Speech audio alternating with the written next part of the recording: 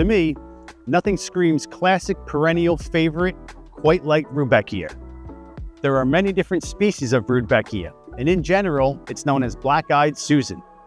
They come in all different heights and textures. They like to be planted in full sun with rich, organic, well-drained soil that retains a little bit of moisture. So it would be good if you add an inch or two of mulch on top of your plants. Another added benefit of black-eyed Susan is that it does tend to self-seed. So if you plant it in one spot in your garden this year, you might be pleasantly surprised if you see it pop up in another next year.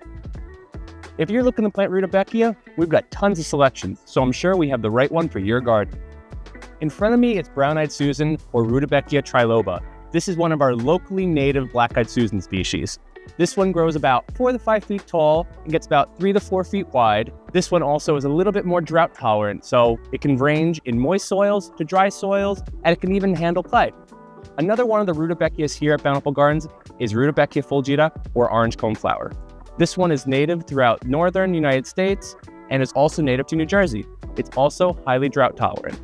Another one of our Rudbeckia species here at Bountiful Gardens is Rudbeckia subtomentosa, and it's known for its skinny, tubular-like petals. It's a United States native and tends to like moister soils.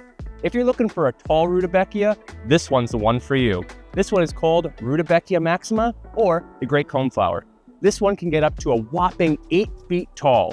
Unlike the other black-eyed Susans, this one tends to bloom a little bit earlier, starting in early June, and will have the elongated cone, which is great for our migrating birds.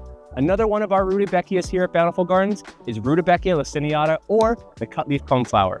This one is easily one of my favorites because of these beautiful blooms, how many pollinators it attracts, and all the bird species it hosts. This one can get up to a whopping 10 feet tall. It can grow in full sun, or it can grow in shade. It can grow in average Semitic soils, all the way to wet soils along stream banks and swamps. This one is native throughout all of New Jersey and native in the United States west until the Rocky Mountains.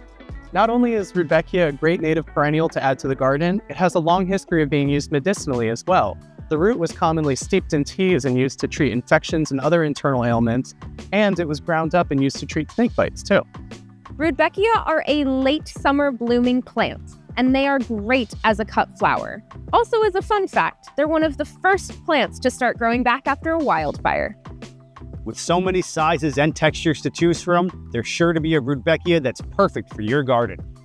If you like our content, make sure you like this video, leave us a comment down below, and subscribe to our channel so you don't miss any of these amazing videos that we're making for you. Thanks again. We'll see you next time.